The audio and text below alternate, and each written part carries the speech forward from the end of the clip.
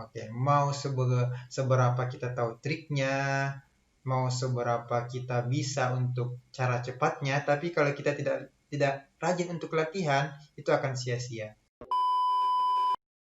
Bismillah, Assalamualaikum warahmatullahi wabarakatuh. Jumpa lagi bersama saya Abdus Safa. Ya, gimana kabarnya teman-teman? Oke, pada video kali ini ada hal yang berbeda ya dari foto di belakang saya. Jadi di belakang saya tidak seperti biasanya ada papan tulis. Pada video kali ini di belakang saya ada sebuah bangunan. Ada yang tahu bangunan ini apa? Bangunan apa? Ya, jadi bangunan ini adalah bangunan yang cukup bersejarah dalam kehidupan saya. Kurang lebih saya 4 tahun berada melewati bangunan ini, melihat hampir setiap hari. Nah, bangunan ini adalah uh, kampus saya waktu berkuliah S1 dulu. Jadi ini adalah kampus penuh kenangan ya. Ini adalah kampus Universitas Gadjah Mada yang dari tahun ke tahun selalu menempati peringkat-peringkat 1, 2, 3 di kampus terbaik se-Indonesia. Nah, pada video kali ini kita tidak akan membahas kampusnya ya. Kita akan membahas bagaimana cara masuk di PTN melalui jalur UTBK. Apa yang kita akan bahas yaitu tentang UTBK itu sendiri. Jadi bagi para pejuang PTN, para pejuang NIM, nomor induk mahasiswa, video ini diharapkan dapat membantu kalian dalam mengikuti ujian UTBK SBMPTN tahun 2020 ini. Jadi kita akan membahas tuntas kisi-kisi resmi dari TMPT dan tips-tips dalam mengerjakan soal UTBK tahun 2020 ini. Nah, sebelum itu kita akan membahas dulu deh, apa sih perbedaan dari UTBK tahun ini dengan UTBK tahun kemarin. Nah, tahun ini karena pandemi corona COVID-19 ini, kebijakan LTMPT sangat menguntungkan sebenarnya untuk para kalian yang sedang belajar persiapan UTBK karena kalian hanya akan fokus untuk mengerjakan soal TPS. Nah, tahun-tahun sebelumnya, tahun lalu itu masih ada TKA ya, TKA Saintek atau Soshum. Nah, ada berita gembiranya, ada berita buruknya juga. Mungkin kalian yang telah mempersiapkan diri untuk ikut TKA dirugikan ya, tapi itu bisa menjadi untuk modal kalian untuk mengikuti ujian-ujian lainnya. Ada ujian mandiri. Oke, kita akan membahas kisi-kisinya secara tuntas. Tapi sebelum masuk ke materi inti, kita akan sedikit mereview jadwal UTBK tahun ini. Oke, biar kalian bisa menyusun jadwal ya sedemikian rupa sehingga kalian bisa maksimal dalam belajar. Jadi kurang lebih video ini akan berlanjut sampai 1 bulan ke depan. Nah, jadi ikuti terus video ini dan kita punya grup WhatsApp. Kita punya grup WhatsApp untuk tanya jawab terkait soal UTBK 2020 ini. Link ada di deskripsi. Silahkan silahkan bergabung di grup kami jika ada yang ingin ditanyakan. Oke, langsung saja kita ke jadwal UTBK 2020. Oke, yang pertama akhir Mei kemarin TMPT sudah mengumumkan bukanya pendaftaran UTBK yaitu tanggal 2 sampai 20 Juni 2020. Oke, bagi kalian yang belum simpan permanen, jadi silahkan jangan lupa disimpan permanen untuk pendaftarannya di LTMPT dan lihat baik-baik lokasi ujian kalian dan jangan lupa untuk mencetak kartu ujian. Oke, jadi batas pendaftaran sampai 20 Juni 2020. Untuk pelaksanaannya, UTBK tahun ini akan dilaksanakan tanggal 5 sampai 12 Juli. Jadi ada selama 1 pekan ya. Itu selama 1 pekan, 4 sesi 1 hari, kecuali hari Jumat ya. Kecuali hari Jumat hanya 2 sesi.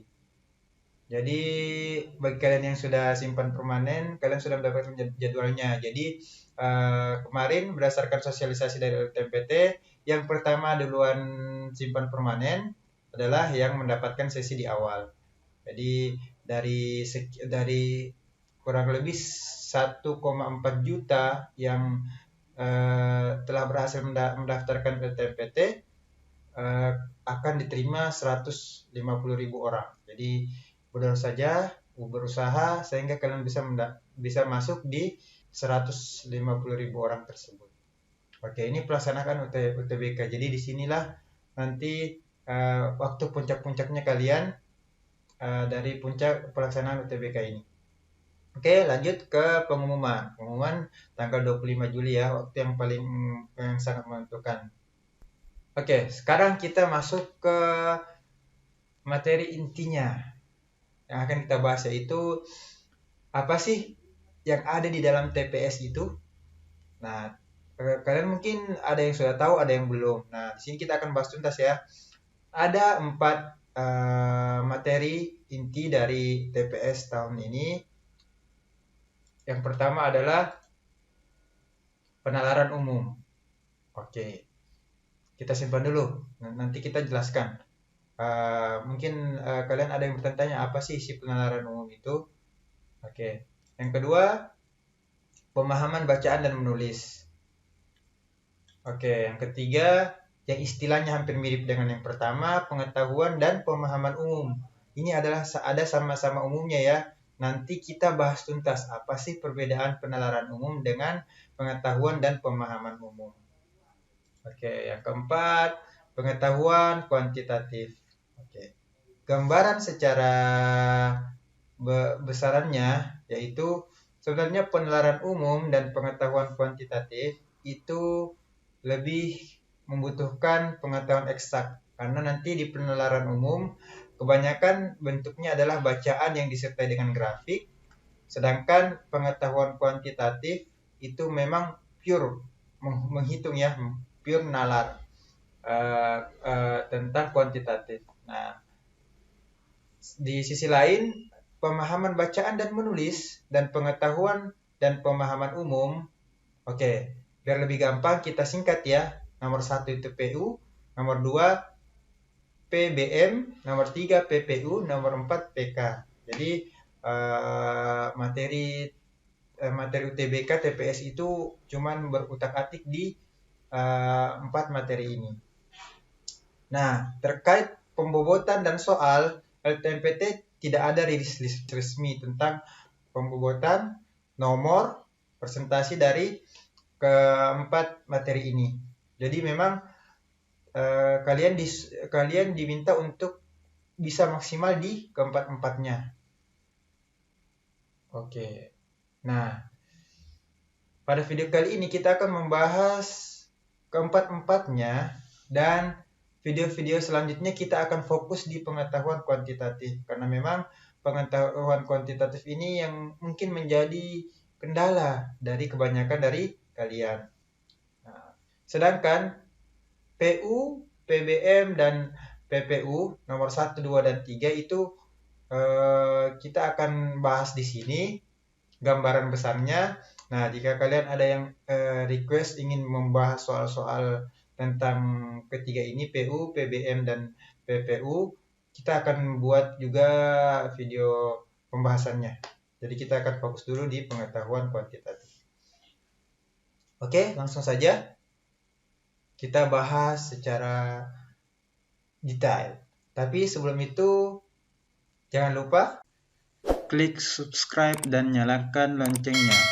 Oke, saya tunggu. 1, 2, 3. Oke, kita akan bahas secara detail terkait keempat materi. Materi pertama, PU, penalaran umum. Apa sih yang ada di PU itu?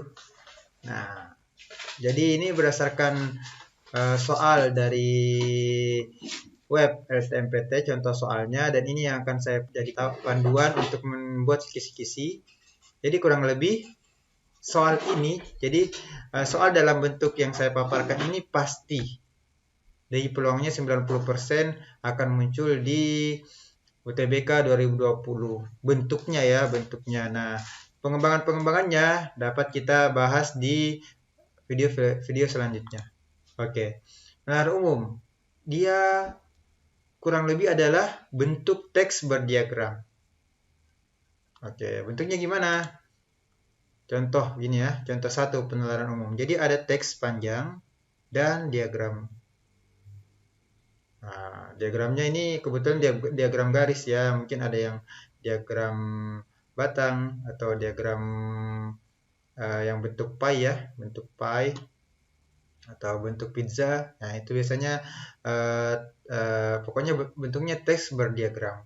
Nah, adapun bentuk soalnya itu yang pertama, pernyataan benar atau paling mungkin. Jadi soal yang menanyakan pernyataan yang paling benar atau yang paling mungkin. Contohnya. Nah, ini ada ya nomor 1 dan 4. Berdasarkan paragraf 1, manakah di bawah ini pernyataan yang benar? Oke, itu soalnya ya. Berdasarkan paragraf 3, manakah pernyataan di bawah ini yang paling mungkin? Jadi ini bentuk soalnya ini ya. Jadi mencari pernyataan yang benar dan pernyataan paling mungkin di sebuah paragraf. Oke. Jadi tips pertama dari mengerjakan soal TPS adalah kalian jangan membaca teksnya dulu. Kalau membaca teksnya, ini kalian akan lama dan tidak dapat intinya. Jadi tips pertama adalah baca soal dulu, baru baca teksnya. Jadi, misalkan berdasarkan paragraf 1, manakah di bawah ini pernyataan yang benar? Oh, berarti kita cuman perlu baca paragraf 1 gitu ya. Jadi bentuk soalnya adalah menanyakan pernyataan yang paling benar atau paling mungkin. Oke, bentuk soal kedua. Simpulan benar atau paling mungkin. Oke, yang pertama itu adalah pernyataan, yang kedua adalah simpulan. Contohnya. Oke, lihat ya. Berdasarkan paragraf 1, jika gunung berapi tidak mengeluarkan lava, batu dan abu ke udara, manakah di bawah ini simpulan yang benar? Atau nomor 3, manakah di bawah ini simpulan yang paling mungkin benar? Oke, jadi sederhana ya sebenarnya. Jadi ada yang pernyataan, ada simpulan. Bedanya apa ya? Bedanya dari kalau simpulan dia caranya sih lebih mudah ya, karena kita cuma membaca paragraf 1. Contohnya ini ya, manakah jika. Jadi kita melihat jikanya, jika gunung. Nah, jika gunung.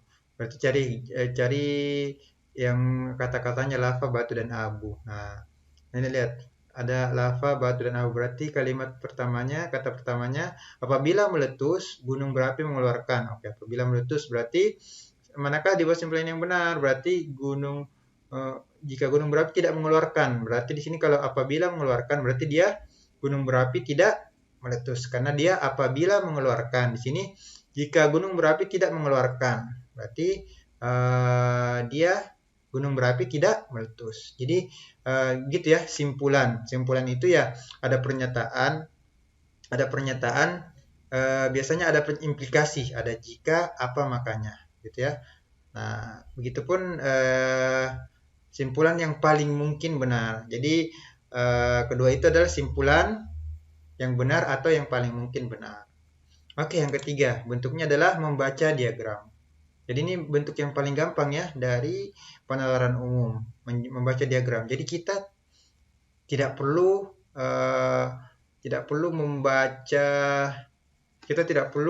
membaca teksnya panjang. Kita hanya perlu melihat diagramnya. Oke, lihat contoh soalnya. Berdasarkan gambar 1. Oke, gambar 1 ini ya. Pada tahun keberapa gunung berapi menunjukkan V kedua tertinggi? Oke, V. V-nya ini kan kita walaupun nggak tahu istilah V, kan di sini ada V gunung Merapi. Nah, V kedua tertinggi. Berarti yang paling tinggi kan yang ini. Berarti yang kedua tertinggi ini. Oke, lihat aja. Nomor 3. Berarti tahun kita baca diagramnya 1961 dan 1930. Ada kan? 1930 dan 1961. Oke. Jadi ini yang gampang ya. Jadi penalaran umum itu teks berdiagram. Oke, nanti bedanya dengan PPU. Jadi ada PU, ada PPU, ada yang P-nya di depan. Itu itu nanti kita lihat bedanya. Bedanya adalah nanti PPU itu lebih ke bahasa ya, lebih ke bahasa, mencari ide pokok dan lain-lain. Oke, nanti kita akan bahas detail di poin PPU. Oke, PU pokoknya PU itu nanti kurang lebih soalnya kayak begini. Ada teks, ada yang berdiagram. Nah, kalau ada soal pengembangan, berarti itu nanti akan diupdate oleh LTPT dan tidak ada salahnya kalian memperbanyak referensi-referensi tentang soal-soal berbentuk diagram ya, membaca diagram, terus ada artikel sebelumnya atau bacaan sebelumnya. Oke? Tadi PU. Sekarang kita melangkah ke kedua ya, penalaran umum. Yang kedua adalah pemahaman, bacaan, dan menulis. PBM. Pemahaman, bacaan, dan menulis. Oke, jelas ya, bacaan. Terus ada tulisan. Berarti nanti kita juga berhubungan dengan bacaan ya. Oke, soalnya gimana sih? Pertama, dia teks bernomor. Gimana sih teks bernomor itu? Kita lihat contohnya. Oke, contoh 2, pemahaman, bacaan, dan menulis. Oke, contohnya gini ya. Ada paragraf, tapi di setiap kalimat diberi nomor. Jadi ini adalah teks bernomor. Kalimat 1, kalimat 2, kalimat 3, kalimat 4, kalimat 5, kalimat 6. Bagaimana contoh-contoh soalnya? Pertama, contoh soalnya menyimpulkan atau membuat judul. Jadi dari teks ini kita disuruh untuk menyimpulkan atau membuat judulnya. Contoh soalnya, nah, judul yang paling tepat untuk melengkapi tulisan di atas adalah, oke. Jadi caranya pakai sistem skimming ya, atau sistem scanning. Lebih bagus skimming. Skimming itu membaca cepat untuk bacaan ini. Jadi memang salah satu tipsnya adalah kalian sebaiknya sering-sering membaca artikel, sering-sering mengerjakan soal terkait bacaan ini. Jadi bagi kalian yang suka membaca novel, biasanya ini akan terbantu dengan kalian terbiasa membaca. Oke, nomor 2, bentuk soalnya. Aturan berbahasa. Jadi ini kemampuan berbahasa ya, tentang EYD, imbuhan, kata sambung, kata imbuhan itu terkait awalan, akhiran, kata sambung dan lain-lain ya. Huruf besar. Ini aturan berbahasa. Contoh soalnya gimana? Kata berimbuhan yang salah digunakan pada paragraf 2 adalah, oke, ini nah soal begini tidak perlu ya baca paragraf 2-nya, langsung saja lihat opsinya. Imbuhan yang mana yang salah? Menemukan, menunjukkan, memasuki, menelan, mengamati. Jadi dengan contoh soal kayak begini, ini tips ya. Yang kedua, contoh soal yang berhubungan dengan imbuhan, itu kita tidak perlu baca paragrafnya. Kita langsung lihat aja jawabannya. Menemukan, menunjukkan. Seharusnya menunjukkan ya. Berarti yang salah berarti menunjukkan. Seharusnya yang benar apa? Menunjukkan. Oke. Bentuk soal yang ketiga, mengisi kekosongan. Wah, ini jangan baper ya. Ini bukan mengisi kekosongan gimana, adalah mengisi titik-titik. Lihat aja nomor 6 ini, ada titik-titik. Contoh soalnya begini, kata yang paling tepat untuk melengkapi titik-titik pada kalimat 6 adalah, oke, kalimat 6, kata apa gitu. Jadi perbanyak referensi kata. Oke, jadi pemahaman bacaan dan menulis di kisi-kisi itu ada teks bernomor. Terus ada juga yang kedua, kalimat kata bernomor. Jadi kalimatnya yang pertama kalimatnya yang dinomorkan, yang kedua adalah katanya yang dinomorkan. Gimana bentuknya? Oke, seperti ini ya. Jadi ada kalimat dan katanya di nomor dan di bold. Nah, di sini ada kata ekstrim dan Papua. Jadi kita tidak perlu membaca ya. Kalau muncul soal tentang kata bernomor, jadi ada kata yang dinomori, itu tipsnya adalah kita tidak perlu sampai membaca semua paragrafnya. Jadi kita langsung aja lihat dia fokusnya adalah perbaikan kata. Misalkan soalnya, jadi di sini ya petunjuknya perlu diperbaiki atau diganti dengan pilihan yang lain. Lihat aja ekstrim. Nah, berarti setiap kita baca sedikit. Setiap suku memiliki ritual tersendiri, mulai dari ritual yang biasa hingga ekstrim. Itu perlu kita ganti atau tidak. Jadi perlu diganti, tidak. Jadi bisa tidak perlu diperbaiki, diganti aneh, diganti lazim, ganjil atau luar biasa. Nah, kalau ini ritual yang biasa hingga ekstrim. Kayaknya sudah cocok ya, berarti pilihan jawabannya A gitu. Nah, nama yang bermukim di Papua. Oke, Papua.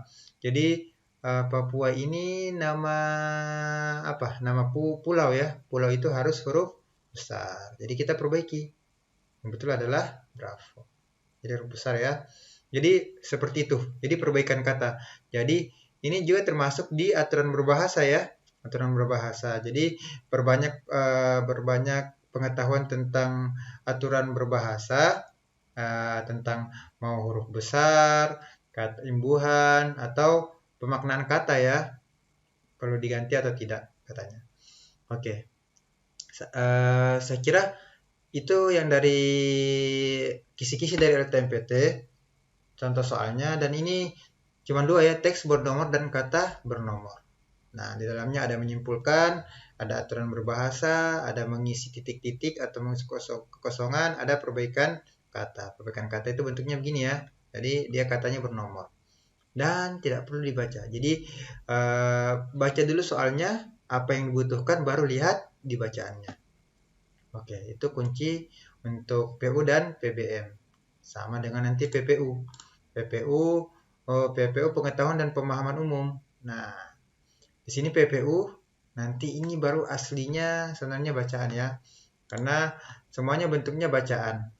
Nah, tahun ini LTMPT mengumumkan bahwa akan ada soal bahasa Inggris di TPS. Nah, tapi LTMPT tidak menyebutkan dia di soal mana saja. Jadi sangat berpeluang di keempat bagian, entah itu PU, PBM, PPU, atau terakhir di PK itu ada soal berbahasa Inggrisnya.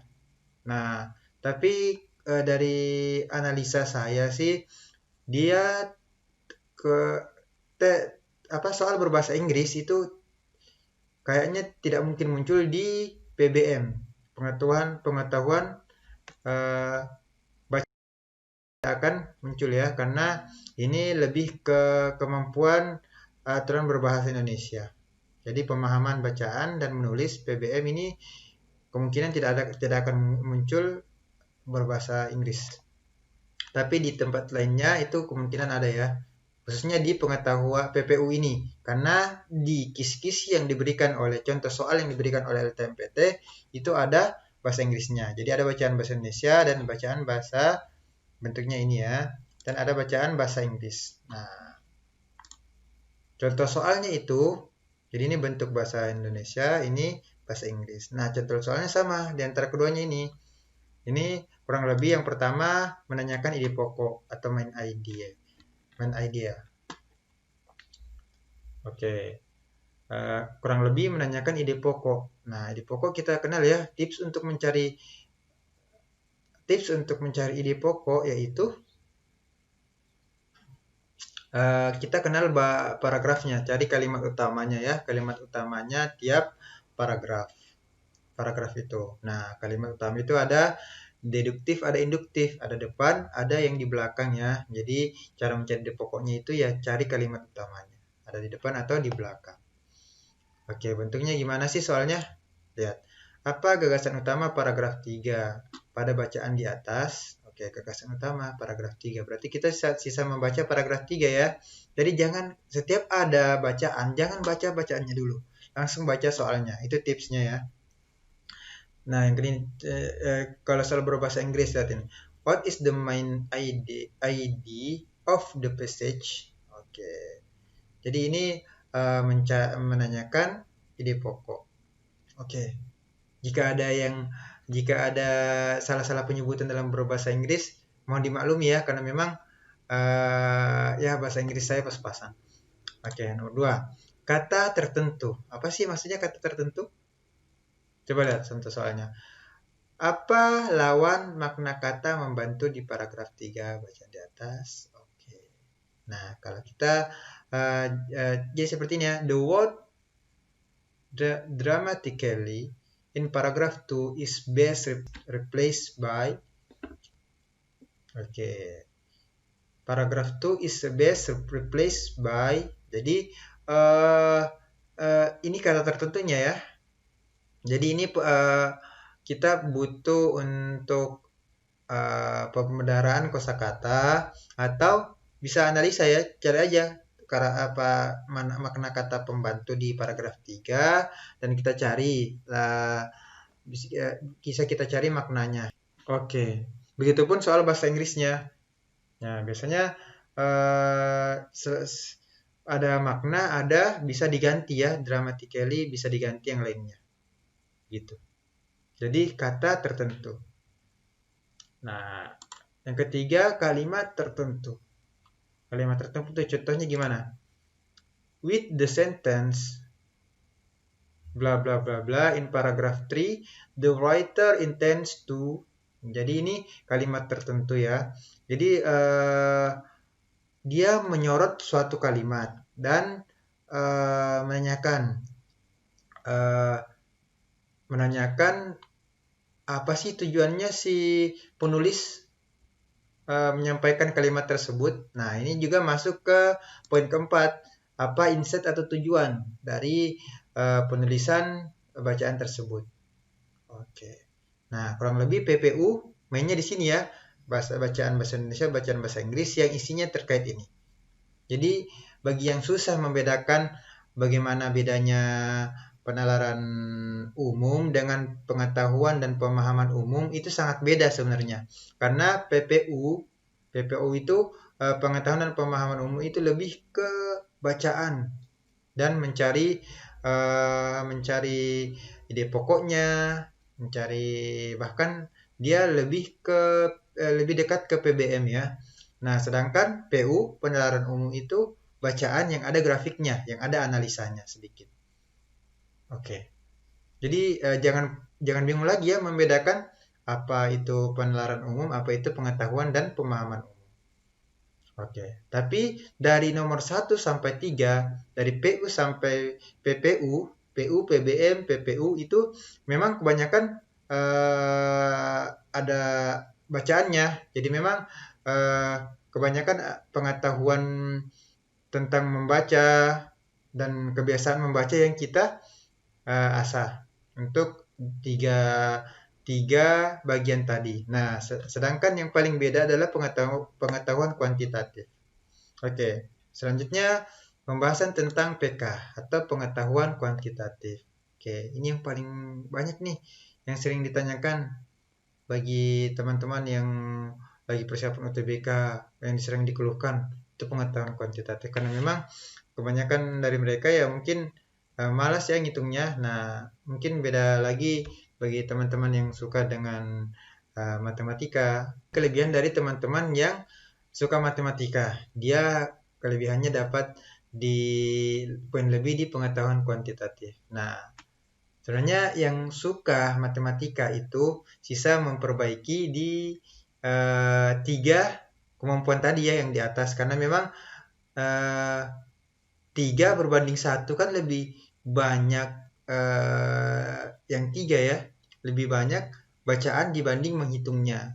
Tapi ketika kalian telah mengetahui telah rajin membaca, telah tahu tips-tipsnya, trik-triknya menjawab pengetahuan soal tentang bacaan, itu akan lebih mudah karena kalian unggul di pengetahuan kuantitatif. Contohnya, saya suka dengan pelajaran tentang matematika. Kebetulan saya juga jurusan matematika.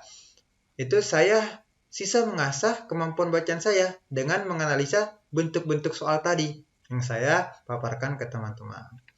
Oke, jadi soal bacaan itu kita tidak harus membaca. Kita hanya perlu membaca soalnya, Oh, pilih yang mana yang harus kita baca di bacaan itu.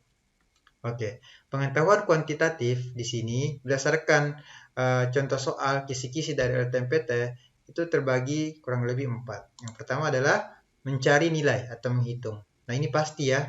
Misalkan bilangan berikut yang merupakan bilangan kuadrat dan sekaligus bilangan pangkat 3 adalah, oke, ini sisa dilihat ya, yang mana kira-kira? Yang dia kuadrat, dia bilangan pangkat 3. Oke, 8 itu 2 pangkat 3, tapi dia bukan kuadrat. 27 itu 3 pangkat 3, tapi dia bukan kuadrat ya. 64 itu 4 pangkat 3 ya. Dan 64 itu merupakan kuadrat dari 8. 8 kali 8, 64 ya. Oke, jawabannya Charlie. Oke, jadi memang yang pertama adalah mencari nilai atau menghitung. Jadi di sini materinya tidak terperinci ya. Jadi memang dia umum, tapi biasanya ada berdasarkan UTBK tahun lalu kita akan bahas UTBK tahun lalu soal-soal yang mungkin masuk di mencari nilai ini. Oke, yang kedua. Pertanyaan 1 2 3 4. Oke, ini jenis soalnya ya. Pertanyaan 1 2 3 4 gimana? Bentuknya ini. Manakah di antara bangun berikut yang merupakan bangun datar? Oke, lihat.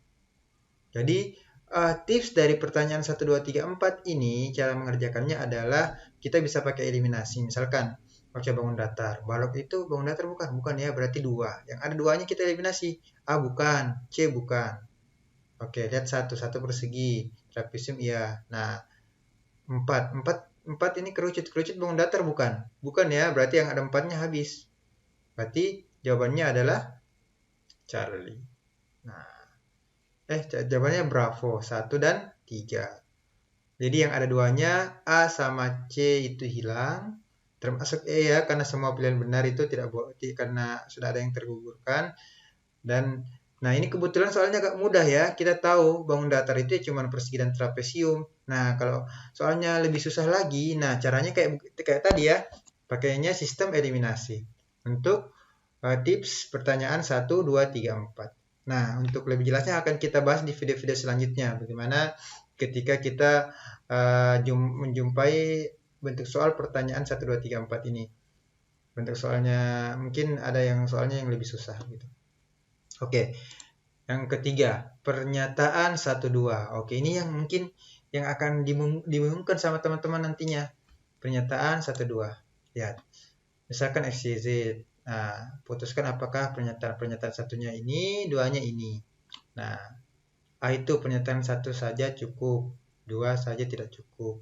1 saja cukup, tetapi pernyataan 2 saja cukup. Nah, jadi ini pernyataan 1 2 bentuknya gini ya, dan pilihannya selalu sama seperti ini. Jadi bagi kalian yang sudah sering mengerjakan soal, ini akan hafal. Oh, A itu 1 saja cukup, 2 saja, B itu 2 saja cukup, C itu dia harus bersama-sama. Nah, D itu cukup. Jadi 1 bisa, 2 bisa. E itu tidak bisa ya. Mereka tidak cukup. Jadi harus ada pernyataan selanjutnya. Oke, misalkan deh kita lihat misal ini. Nilai X. Kita punya persamaan ini. Persamaan 3 variabel ya. Tanyakan nilai X-nya. Oke. Kita punya 1 Z sama dengan 1. 2 X tambah Y sama dengan 5. Kalau kita gunakan 1, Z sama dengan 1. Berarti kan kita bisa, ini berubah menjadi persamaan 2 variabel ya. Karena kita substitusi Z sama dengan 1, sisa X tambah 2Y tambah 3 sama dengan 10. Oke, kita punya, ini tidak perlu diselesaikan ya. Kita punya X tambah 2Y. Nah, di sini X yang ditanyakan, berarti 1 saja tidak cukup. Kita perlu 2 ya. X tambah Y sama dengan 5. Nah, kalau kita punya di sini X tambah 2Y, di sini X tambah Y, berarti jadinya SPLDV atau sistem persamaan linear 2 variabel. Nah, udah bisa tuh kita dapat nilai X-nya sama Y-nya kalau kita sudah punya SPLDV atau sistem persamaan linear 2 variabel. Berarti 1 dan 2 dibutuhkan. Berarti 2 pernyataan bersama-sama cukup untuk menjawab pertanyaan, tetapi 1 pernyataan saja tidak cukup. Jadi dia harus dua-duanya ya. Oke. Jadi kita butuh 2 pernyataan dan saling membutuhkan ya, tidak bisa salah satunya saja.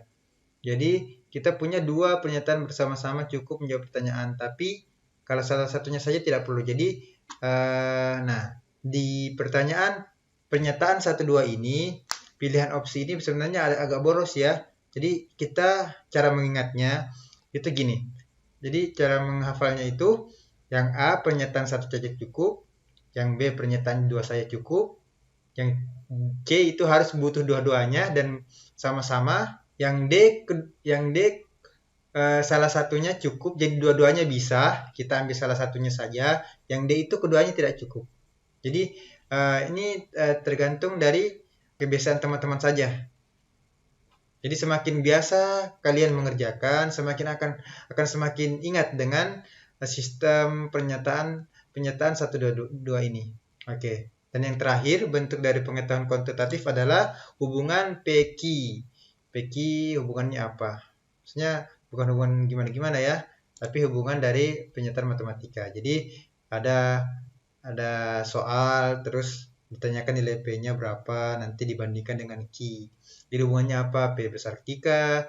P kecil Q atau sama dengan Q, atau informasi yang diberikan tidak cukup. Jadi misalkan P-nya nilainya tidak bisa kita ketahui ya. Nah, ini jawabannya delta. Jadi poin A P besar, poin B P kecil, poin C mereka sama, poin D informasi yang diberikan tidak cukup. Nah, coba lihat. Coba deh kita jawab. Tersedia 5 kursi berjajar.